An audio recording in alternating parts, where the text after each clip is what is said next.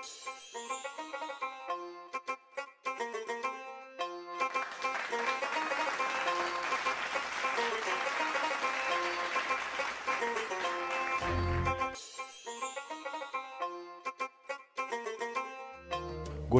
Ministeera Bishaanii fi Enerjii Itoophiyaati. Akkasuma immoo gaachana laga Abbayyaati. Yoo jennee nu malsa waan takka irraan beekumsa kana fuutee itti gallakifte. Gizee itti gallakifte haasoo inni bareedee bar. Ni bareeda bar. namoonni hedduun ashaaraa hojii kana irraa qabantu jira. Isin garuu hin gammanne isa. Waa'ee xiyyaarratti. Wallahi hedduu gammanne. Duba maaliif ibsite asumatti gammanne. Uummata Afrikaa kana yoo maallaqa jalaa dho'isuu barbaadde kitaaba keessa kaa'ee fiigi. السلام عليكم ورحمة الله وبركاته. دعوتو دخني خبجمو في قالي خن دعوتها جرتن سكنتا خني سيمبو تربن اسم برغو أما اللي يرويسا إيجتي إيجليجر وياران تناغا بليان كي قالي محمد نوري في نافيو جين والأجره سكنتا خني سيمبو بريدا خني سيف ديسنا دعوتو خني نغنو قبدني سيم فيادامي سايبان كي يسنو نغا قبدني عبد العزيز تربين دربان كوني سي في غويا باتوري تينو شي نافي فودتي جرالي قوسي فودلي تيجرا تولي دي استراسيل دين راغلت فكات نوتي مامي صدقه مالي تكبدي مال ارغتي كجي نوتي واني دعوتوني اللي نغرتي يو قبا قباتني اللي بين اما اللي قبا قباچفنا برانتو دغا والله بكا تانا نمدوتو غهيني ربيچ لسانا غو برانتو ري برنوتاني بفميغا بخون دو جرامي نمني غري بر خشمدان البيتا نما غري قيمتا مرانيتي اسمت ابو ربي سي هاتو ربي سي عامل كيسو جاسن سون تهين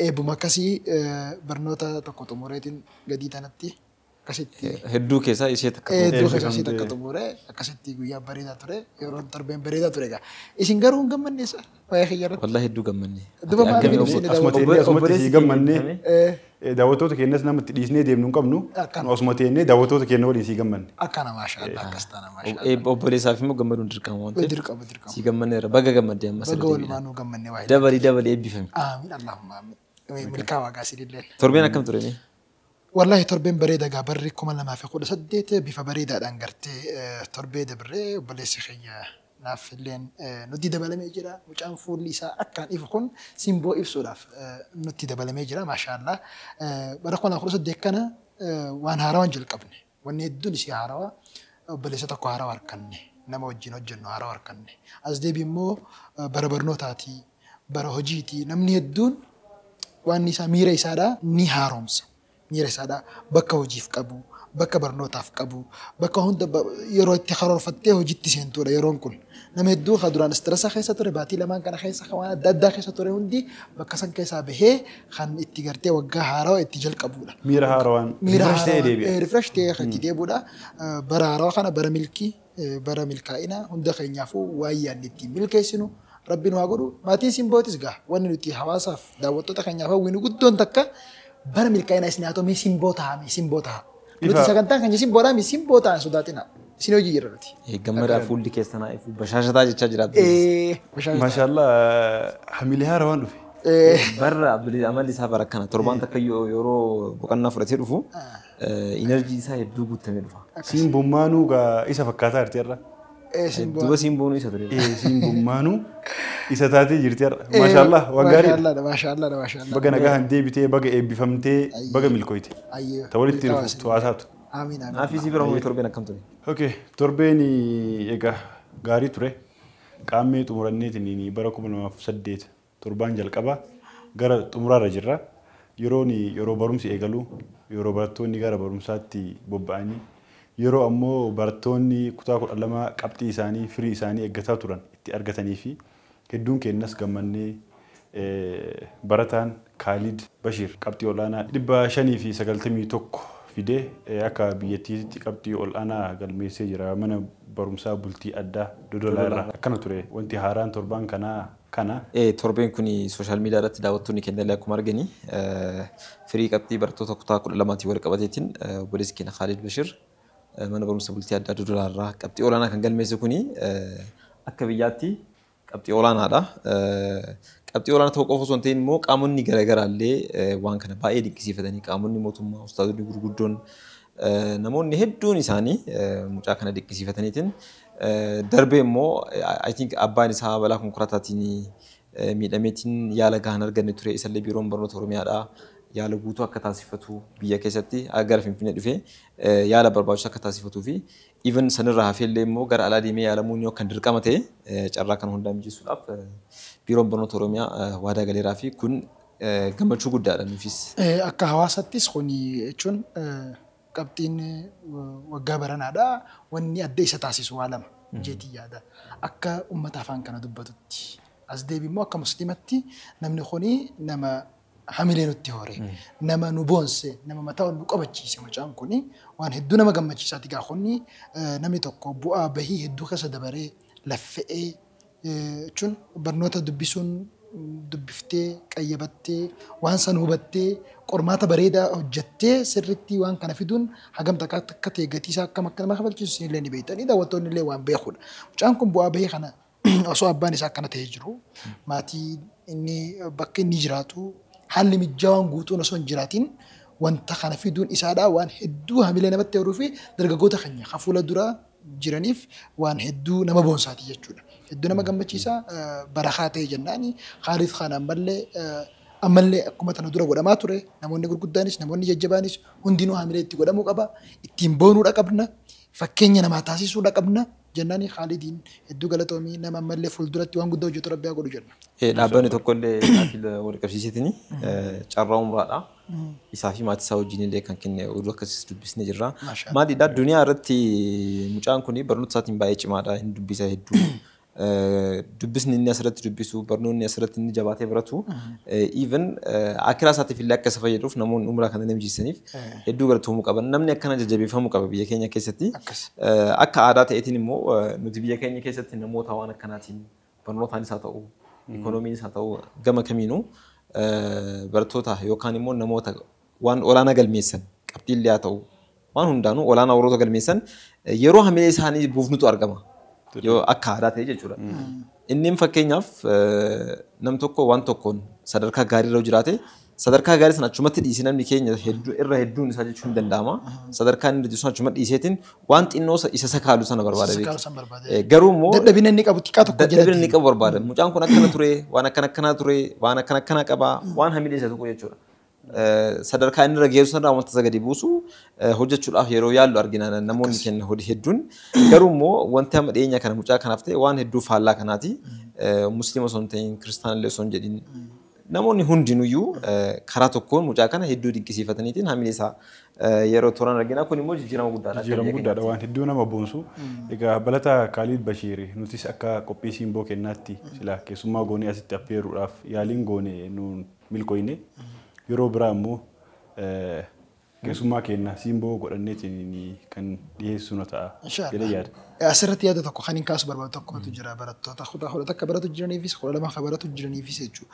Waan dargaggoonni keenya takka akka barnoota keessa jiran hubatiin tokko jira. Yeroo hedduu gaafa seensa yuunivarsiitii irratti barattoonni hedduun dipaartimentii filatu irratti rakkoo bal'aa tokkotu jira akka hawaasatti. Maal gootii ijoolleen takka dipaartimentiin filannoon dipaartimentii waa lama wajjin wal qabata jedhee yaada. Dandeettii ati qabduu fi fedhinnaa ati qabdu wajjin wal qabatu qaba. Namni hedduun fedhinnaa ifee osoo hin ta'in fedhinnaa dhaabbaa jala deema. Fedhinnaa obboleessaa jala deema. Fedhinnaa hawaasaa jala deema. Nam tokko kan dandeettiin isaadhaa waa uumuu danda'u jechuudha. Fakkeenyaaf nama sila injiinaringii keessatti yoo seene gahee guddaa taphachuu danda'uutu sababaa hawaasaa sababaa maatiidhaa dooktarata. Gaafa doktara ta'e namni sun gammachuudhaan hojii sana hojjetu. Yeroo hedduu kan agartu jechuudha. Gammachuu irraan qabu hojiin sun kasaatii miti hedduu itti rakkataa ammallee immoo dhiphina sammuu itti fida. Yuunivarsiitii keessatti dandeettiin isaa sana ijoolleen qabatu dhugaa laffa'ee ni harkata garuu laffaatiin namni dandeettii waan sanii qabuu fi namni dandeettii waan sanii hin qabne laffaatiin isaa wal qixaa miti. Yeroo hedduu dargaggoonni keenya kophatoo qabatan ati yoo sammuun ta'e nama biizinasaa taate barnoota biizinasaa wajjin qabatu yoo filatte dandeettiin keessatti yoo waa'ee sanii wajjin filatte waan hawaasaatii miti yeroo hedduu amma gaaf tokko mudannoo tokko asirratti isinii barbaada. Mudannoon sun maali gaaf tokko nama wayii tokko biraan dhaqe. Hoggaan nama wayii tokko bira dhaqu mee Abdullahi Kootu naan jee mataa kana dha'uu jira naan jee maal taate booyii jeen obboleessa kiyya kun jee mee waan inni qaree gaafa naan jee maal qaraateen jeen agirikaalchariin qaree jeen ilmoon namaa jee doktara taatee nama boonsitii jee ilmoon namaa injiinara taatee nama boonsitii jee Kuni akaafa naa qareeyye akaafa. Dongoraa fi akaafa naa qareeyye histii na godhu jira jenni. Guddina kiyyarraan qabuuyye. Akkana jechuun maali? Inni maalitti hubatee agirikaalchar barnoota ittiin beekoo jechuudha. Nama teelee keessa hojjetu tokko nama akkaawuntaantii tokko hojii hawaasni keenya nama baratee jechuun maalitti beekaa? Mudannoo mataa hojii jalqabsiitee takka osoo hin dubbatiin bira qotu barbaada. Hawaasni keenya ammas barnoota hogga jaamu maaliif beeka? Hawaasni keenya barnoota jechuun waa hunda waan beektutti fakkaata. Gaaf tokko abbaan tokko waraqaa ifaatti kafalan. Ifaatti kafalan kan ta'an fideeti mee waan jettu isii irraa laalii jeen. Mucaan kun barnoota ni barate dubbisuu ni beeka dhugaadha. Immoo garuu waan tana wajjii waan wal qabatu hin beeku. Laalee waan himuu dhabe. Naan gallee jeen abbaa. Hin qaraane gaa jeenati. Ati hin qaraane. Ilmoon namaa qaraatee jirti. Hoomee naa dubbisi jee mucaa tokko kanne. Mucaan sun immoo nama waa'ee sanii barate. Hogga dubbisu. Barakaa ta'e ati rabbisi haa darbu jeen. Si galee maal jechuu barbaadeeti hubannoon hawaasa keenya bakka tana jirti. Saniif hawaasa irratti xiyyeeffatu osoo hin ta'in rakkoon teenya bakka jirtu irratti xiyyeeffannee namni fayyaa irratti dandeettii qabu fedhinnaa waan sanii qabu gama fayyaa haa deemu. Namni injiinariingii irratti fayyaa akkasitti dipaartimentii kana haalli filannoo keenyaa yoo san ta'e gaarii na fakkaataa waan jedhuuni dargaggootaaf dhaamu barbaade. Yeroo hedduu ajandaa kanarratti bakka itti dargaggoota dubbatu waan hin arganneef kana dubbadde. Sirriidha.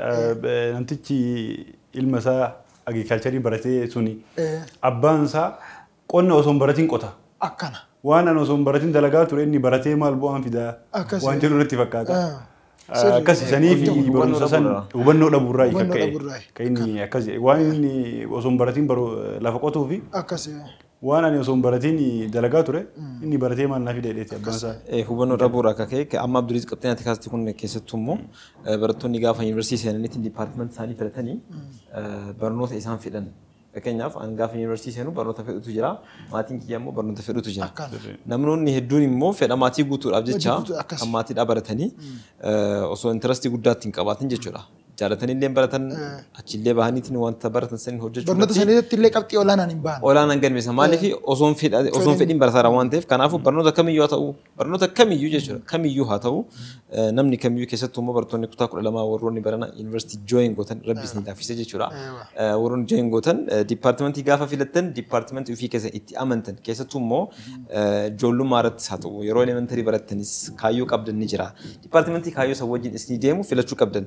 Maaliif ani yuunivarsiitii yeroo jiru ijoolleen tokko ni jiran barnoonni isaan dipaartimentii wajjin waliin baratanii fedhii isaaniitiin miti.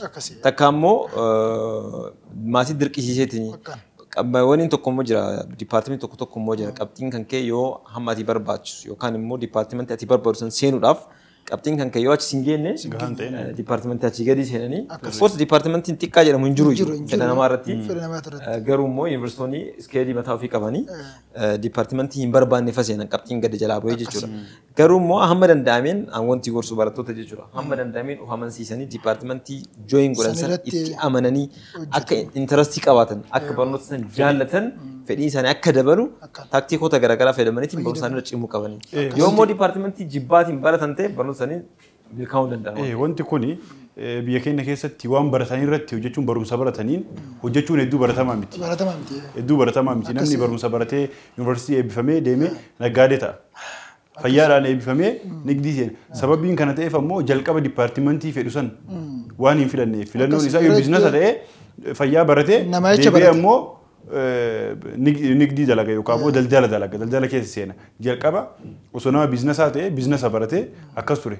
Filannoon isaa waan sirrii hin ta'iniif ammoo wal jala harkaa taraa jechuudha. Kanaaf nama jecha barata ammas hedduun namaadha. Nama hedduu namaadha yoo gartee jiraatte barnoota kana maaliif barattee jetteen barnoonni sammuu isaatiif tahuu baay'ee barnoonni itti hojjetu qofaaf miti. Barnoonni akkuma nuti hundi waliin beeknu sammuu ta'e gabbisa. Hubannoo ati nama wajjin haasa'uu, dandeettiin ati nama wajjin haasa'uu, dandeettiin ati nama hubachuu, dandeettiin ati waliin jireenya hojii feete keessatti ati nama successful taata. Yeroo hedduu maaliif barnoota qabda waan ta'eef barnoota jechuun gisee hedduu gaaf tokko nam tokko maal jee namni garii barnoota akka isa dabraa jee nama garii immoo barnoota akka isa dabra jee. Namni akkas jechuun maal jechuudha? Namni tokko barnoota kutaa takka irraa ekspiriyaansiidha. Wanti kun obsa as keessatti beekadhu barnoota kan namni barnoota ittiin beeknee jira. Obsaa jira. Itti fayyadama yerootii jira. Sigalee waa hedduus keessa jira barnoota guddaa tokko jira kan namni bakka biraatti hirkachuu hin dandeenye kan tasii hirkachaa jirtu jechuudha. Tiyooruma gartee keemistiriidha tiyooruma baayoloojii qofaa miti barnoota jechuudha. Saniif namni tokko kan barateef kan baratiin dipaartimentii baratee saniin alattuu hoggaa haasa'u namni kun hubannoon isaadha dandeettiin dubbisee waa hubatu isaadha bal'aa waan ta'eef jecha barnoota bifa saniin ilaaluun gaariidha. Ammas waan amma akka naaf kaase kanarratti waan barbaaddu qaree. Gaafa waan barbaaddu baratte waan barbaadduun illee gabbaatee waan feete hojjechuu dandeessaa jechuudha. Ammallee asirratti waan tokko dabaluun barbaada. Waa'ee barnoota irra jirru. Keessattuu barattoota kutaa 12 kutaa 11 kan waggaa bara 2018 intiraansiif qophaa'aa jiran jechuudha. Yeroo hedduu aadaa jira. Fakkeenyaaf Arsii keessatti aadaa jira. Jimma keessatti aadaa jira. Harargee keessatti Wallaggi bakka adda addaatti aadaa wal dhaba. Fakkeenyaaf ani barnoota kana yeroon dubbisuu qabu anaatu godhatu qaba. Fakkeenyaaf namni garii akkaataan dubbisa isaadhaa wal dhaba. Nama garii kan nama barnootatti barsiisaa qofti dhaggeeffatee barnoonni sun galuufii jira. Namni garii immoo turee galuufii jira. Barsiisummaan osoo himuufii jiru eega barsiisaan barnooticha xumuree booda kan galuufii jira. Namni garii immoo barnoota barsiisaan barsiisan manatti galee irra deebi'ee guyyaa lama faara deebi'ee kan galuufii jira. Jechuun namni kun akkaataan sammuu isaadhaa wal dhaba jechuudha baadeeti garagara. Akkaataa keessaniin barnoota dubbisuu irratti yoo xiyyeeffatte yeroo itti fayyadame yeroodha. Fakkeenyaaf namni garii subii booda yoo lafaa ka'ee dubbisee galaaf. Namni garii asrii booda galaaf. Namni garii bakrii booda mijaawaaf. Jechuun itti fayyadama yeroo isaadhaa amma barattoonni keenya hedduun isaadhaa yeroo hedduu waan harkee takkaa jira. Gaafa barnoota kutaa 12 fattanaman xiyyeeffannoon isaanii barnoota akaadaamikii qofa irratti. Hatta nama salaata dhiisuun arge. Hatta nama soomanatti xiyyeeffannee arge. Hatta nama du'aayin xiyyeeffannee arge. Nama ibaadaan xiyyeeffannee noo sin dhorku. Huwwata akka sin dhorku. Barnoonni ati gootu sun hatta annama quraana haffazee hin beeka. Nama osoo kutaa 12 baratu quraana haffazisee qabxii bareedaa fidee hin beeka. Barsiisaati haffaziisaa jechuuf illee muraaja'aa godhaa barnoota hedduu barataa jechuudha. Akkas jechuun maali itti fayyadama yeroodhaa yoo kan beenu taate yoo xiyyeeffannoon keenya hedduu baratu tahee waa hedduu godhuu dandeenya kutaa 12 fattanamaadha. Yeroo teenya adda qooddannee godhuu dandeenya. Gaaf tokko daayirikteera mana barnootaa tokko ture. Daayirikteerri mana barnootaa suni maastarsi baratu ture. Yuunivarsiitii jechuudha. Mana barnootaa madrasaa jechuudha. Madrasaan uumaa isatti bakka hundattuu daayirikteera mana barumsaa birarra biiziin daayirikteera mana barumsaa madrasaati. Sababni isaatis akaadaamikii fi diiniyyaa hedduu waa irra qabuuf jecha yeroon isaa waanidha. Ammas haalli hubannoon hawaasaa keenyaa ganaa ammaan tana gara ifitti fidaa jira hawaasni. Jechuun mootummaan keessa hin jiru dandeettiin isaadhaa kana. Namni kun maastarsa osoo baratu madrasaa daayirikteera tahee osoo baratu barnoota hunda A- fide. Kan yeroo hin qabne A- kan hin fide. Osoo yeroo qabaadhee daayirikteerummaa tana ofirraa dhiise A+ hin fidaa jeeti daayirikteerummaa gallakkisee barnoota jabaate. Sanboota maal akka fide beektaa? Takka A- hin finne. Hunda B- fide. Akkana jechuun maali namni tokko gaafa yeroo bal'aa qabaate of dagata.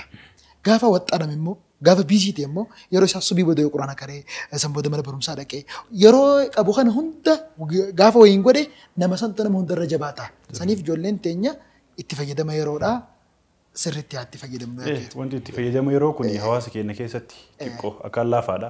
Yeroo itti fayyadamu irratti akkaan laafaadha hawaasni nutis dabalatee jechuudha. Kanaaf itti fayyadamni yeroo barumsa irratti akaadaamii irratti ta'ee barumsa diinii irratti ta'ee hojii irratti itti fayyadamni yeroo waan akkaan barbaachisaadha. Qabxii bareeda kaastanii keessattuu immoo barattoota barana yuunivarsiitii jooyin godhaniin kun hedduu ilaalata. Yuunivarsiitii seenan haalli fayyadamiinsa yeroo waan baay'ee kiriitikaal ta'e akka as jiranii fi kan yeroo achi jiranii hedduu garaagara waan ta'eef itti jabaachuu qaban jennaa daawwattoonni keenyas nu eegaa jira waan ta'eef sagantaa keenya kan oolmaa daawwannutti dachaanaa oolmaa keenya wajjin turtii gaarsiin hin